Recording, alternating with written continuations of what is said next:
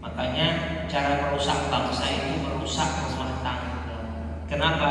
Karena kalau rumah tangga sudah rusak, nanti masalahnya kemana? Naudzubillah min. Ya mohon maaf, itu kan saya kan pengasuh asrama Universitas UMI.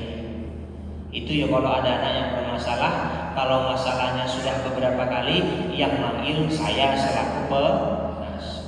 Biasanya yang saya cari, yang saya tanya bukan hanya anaknya, tapi bagaimana orang tua. Nelpon sehari berapa kali, komunikasi sama orang tua gimana. Ternyata anak yang jauh dari orang tua, bukan semuanya, tapi cenderungnya itu lebih bermasalah dibandingkan yang dekat dengan orang tua. Halo, punya anak tidak? Pastikan anak kita curhatnya sama kita, Bapak Ibu. Loh, anak saya sudah punya suami, sudah punya istri, ya kan nggak apa-apa curhat sama orang tua, namanya juga curhat. Apalagi yang punya anak perempuan masih SMP, SMA, apalagi mahasiswi, wah itu harus dekat sama orang tua. Kenapa? Karena mereka butuh tempat untuk curhat. Kalau tidak curhat ke orang tua, hati-hati dia curhat ke orang lain. Oke, inilah contoh kesabaran Rasulullah Sallallahu Alaihi Wasallam. Kisah selanjutnya, ketika Rasulullah Allah perintahkan berdakwah kemana? Taif. Halo, Bapak Ibu, kenapa dakwah ke Taif itu berat? Karena dakwah ke Taif itu di tahun kesedihan Rasulullah atau yang disebut dengan Amul Huzni. Kenapa Rasulullah sangat bersedih di tahun itu? Karena di tahun itu ada dua orang yang paling beliau cintai itu meninggal dunia. Yang pertama siapa? Paman rasa bapak. Siapa itu? Abu Thalib, bukan Abu Janda, Bapak Ibu. Abu Thalib. Abu Thalib itu paman sekaligus memegang posisi bapak. Karena Rasulullah lahir dalam keadaan yatim. Kemudian posisi bapak digantikan oleh kakek. Umur 8 tahun Rasulullah, kakek beliau meninggal dunia, maka posisi bapak digantikan oleh paman. Setelah pamannya meninggal, 3 bulan kemudian siapa yang meninggal? Istrinya siapa? Ibunda Khadijah. Bayangkan Bapak Ibu, gimana perasaan seseorang yang bapaknya meninggal 3 tahun 3 bulan kemudian istrinya yang meninggal. Pasti hancur berkeping-keping, betul tidak? Bahkan kalau kita mengkaji sirah, wanita yang paling dicemburui oleh Ibunda Aisyah itu siapa? Ibunda Khadijah. Padahal orangnya masih hidup atau sudah meninggal? Sudah meninggal. Tapi begitu cintanya Rasulullah SAW, beliau bahkan belum bisa move on dari Khadijah. Lah kok begitu Ustaz? Rasulullah kan manusia seperti kita. Yo kadang sedih, kadang seneng, betul tidak? Jangan dirahmati Allah Subhanahu wa taala. Ternyata di tahun itu, di saat Rasulullah masih dalam berkabung, sedih ditinggalkan 2 orang yang sangat beliau cintai, pamannya dan istrinya, Allah memerintahkan Rasulullah hijrah berdakwah kemana? Ke Taif. Dan ternyata mohon maaf Bapak Ibu, hijrah dakwah itu juga bisa menjadi penghibur bagi orang-orang yang sedang bersedih. Ini kalau boleh jujur Bapak Ibu ya, saya tuh kalau ngisi pengajian seperti ini Bapak Ibu, masalah itu hilang semua Bapak Ibu. Serius ini. Jadi ini mohon maaf, ini hiburan buat saya. Tapi habis ini ngaji yuk, balik lagi masalahnya. Tapi kan minimal 60 menit, 50 menit saya ceramah itu kan masalah lupa, betul tidak? Loh, pengajian ini loh, taman kan kata Rasulullah, Raudhatun min riyadil jannah, betul tidak? Loh, hiburan orang beriman tuh bukan ke pantai tapi kemana? Ke masjid. Masjid apa? Ada AC-nya, ada karpetnya, ada makannya. Insya Allah. Alhamdulillah. Loh, senang tidak jamaah ini? Kira-kira ngaji itu hiburan atau beban? Hiburan orang beriman tuh ya begini, betul tidak? Apalagi ustadznya misalnya agak-agak lucu kan, ketawa, betul. Zaman dimulai Allah, Rasulullah berdakwah ke Taif.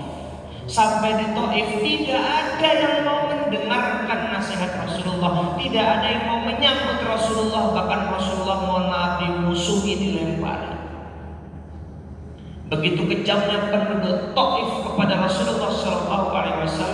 Ketika Rasulullah meninggalkan Taif, maka malaikat Jibril mengutus malaikat penjaga gunung dan mengatakan, "Ya Muhammad, apa yang bisa kulakukan untukmu? Jikalau engkau menghendaki, maka penduduk Taif akan aku timpakan 2 bukit yang mengapitnya." Jadi Bapak Ibu, Taif itu subur karena diapit oleh gunung, bukit. Maka apa kata malaikat? Jikalau engkau menghendaki, penduduk Taif yang sudah menganiaya kamu, yang sudah menzolimimu, yang sudah menghinamu, mereka akan kuapit dengan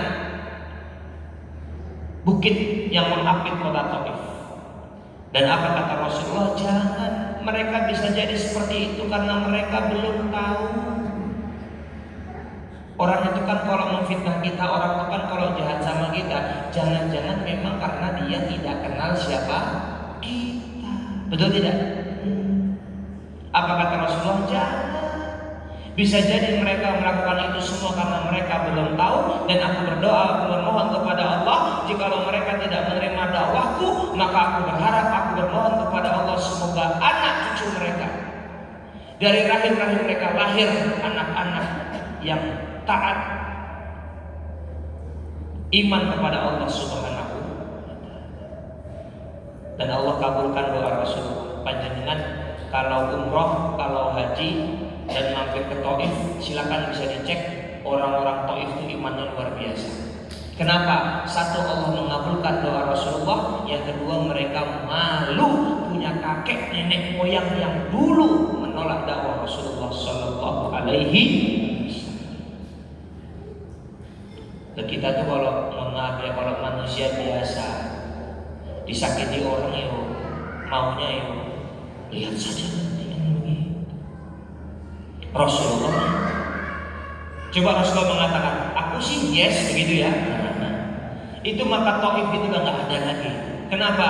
Habis semuanya, ditimpa oleh 2 gunung, 2 bukit yang mengapit kota.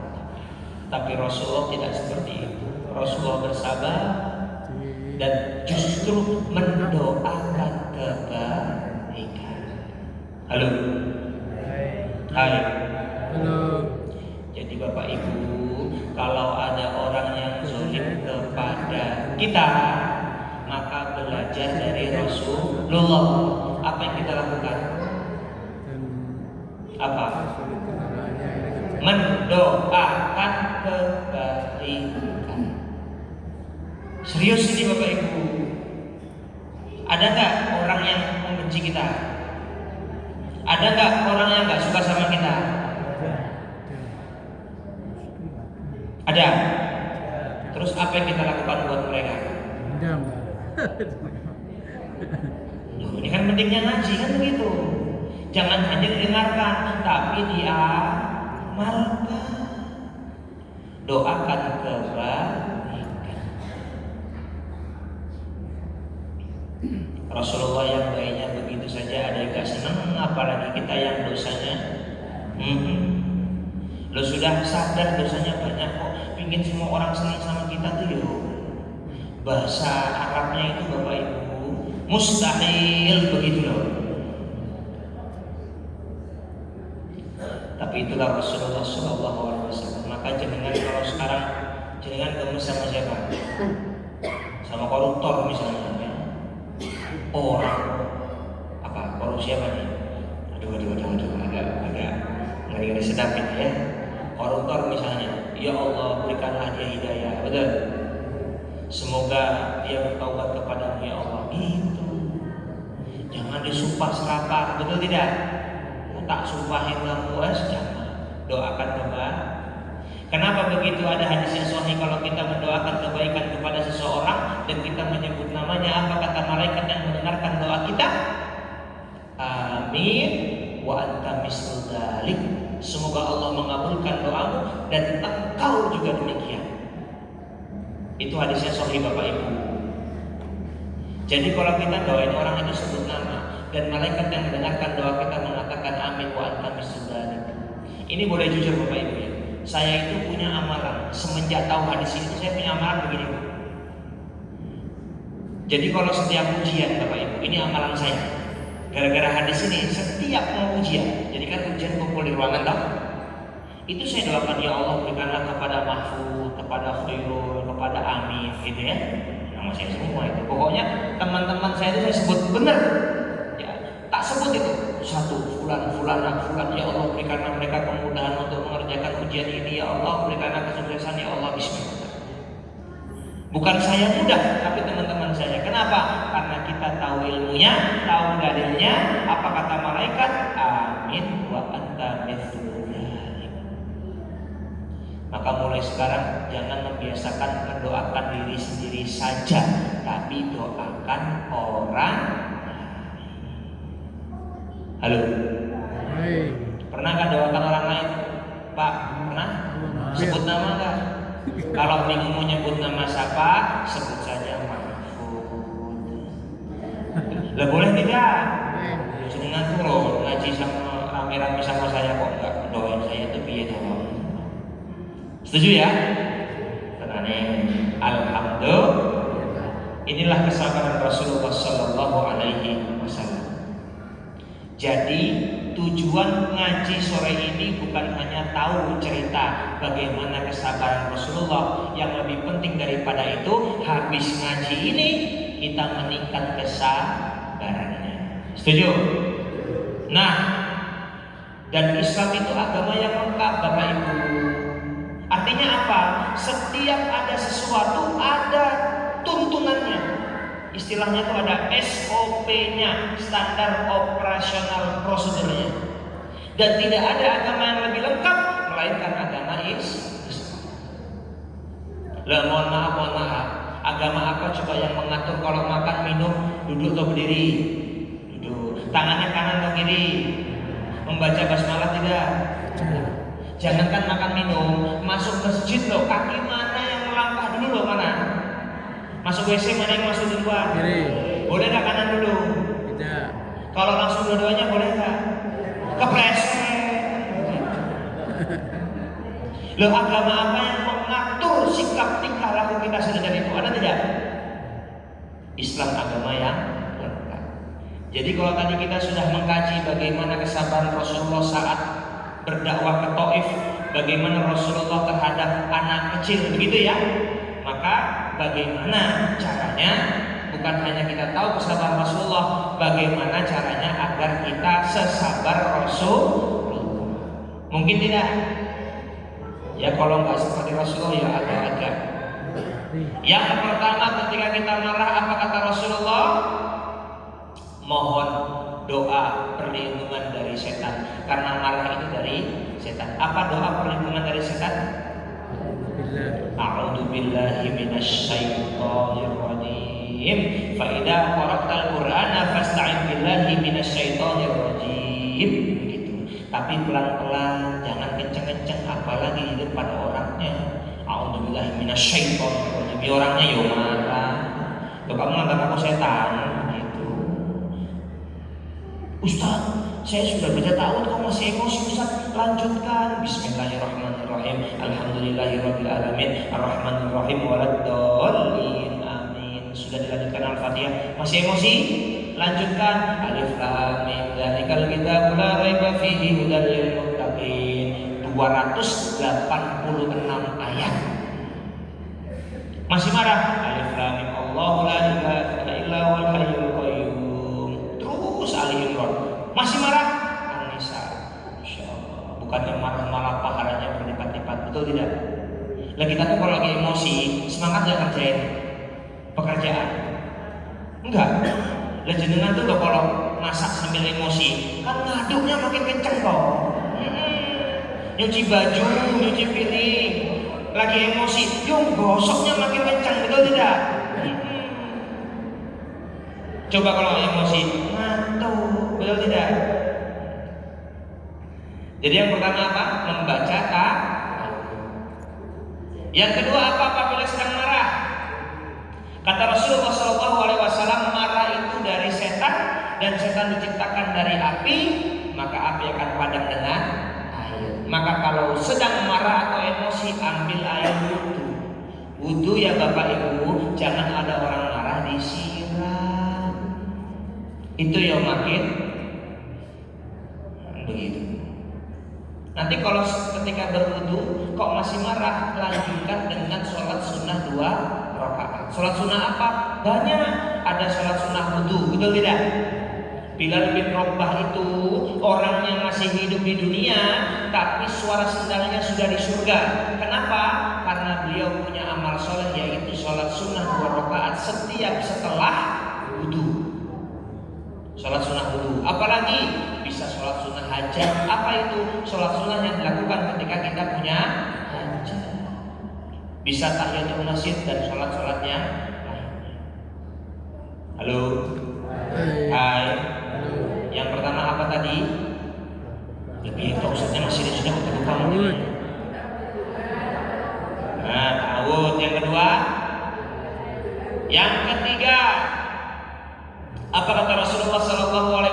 Idza ghadiba ahadukum falyaskut. Kalau marah diam. Tahan. Jangan ngomong. Karena biasanya kalau lagi marah ngomong, yang keluar itu negatif atau positif? Jangan-jangan keluar nama-nama hewan yang ada di kebun binatang, betul? Saya belum pernah lihat orang marah itu kelinci, kupu-kupu ya enggak. Minimal ya apa? Ya jangan disebut, ya toh. Jangan kepancing lah Bapak Ibu. Ida ghadiba ahadukum falyaskut. Diam. Halo Pak, punya nggak istri yang kalau marah diam? Punya nggak? Udah bagus itu, sudah sesuai dengan hadis. Serius itu, tapi jangan lama. Biasanya kan mau apa nggak apa-apa, mau makan apa nggak bebas. Apakah selanjutnya ganti posisi Bapak Ibu? Apa kata Rasulullah? Idza ghadiba ahadukum qa'iman falyajlis. Kalau marah berdiri maka kalau dulu masih marah falyaqtadi, berbaring. Itu ada hadisnya. Jadi ganti posisi, jangan kalau marah berdiri maka duduk masih marah maka berbaring masih marah, silahkan Anda marah sambil berbaring. Dikira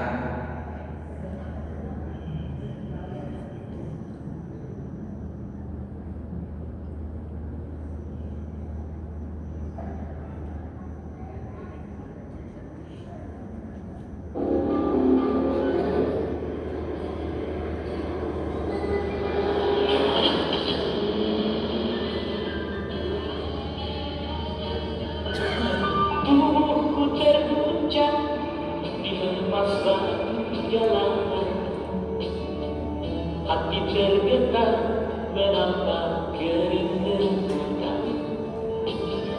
Banyak cerita yang mestinya kau saksikan di tanah kering bebatuan.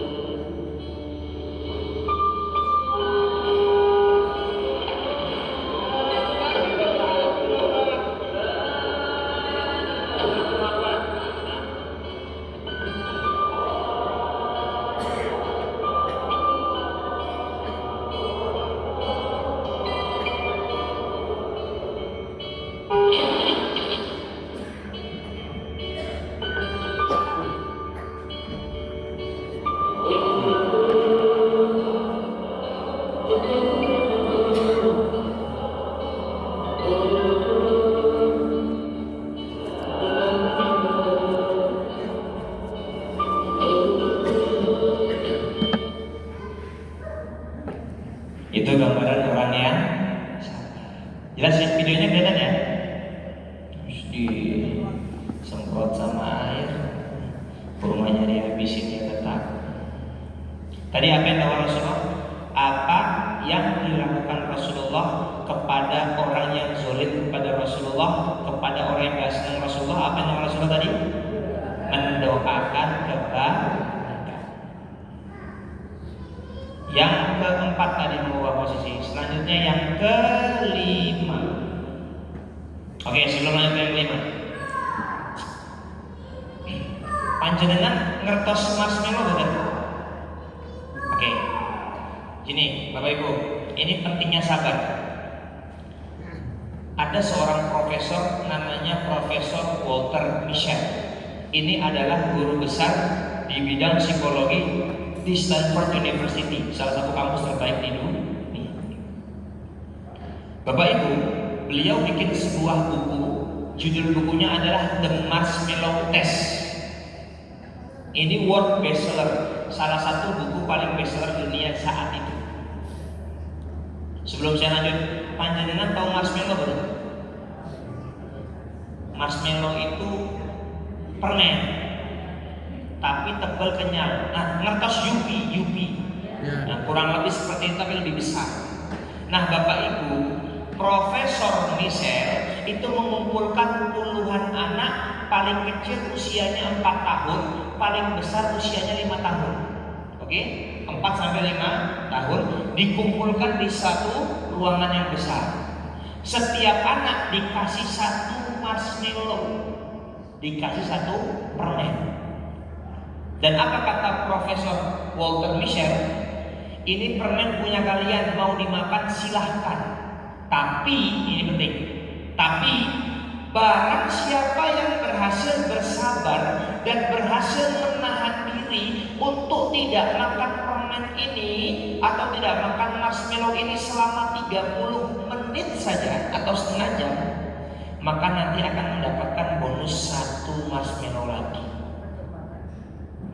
Oke?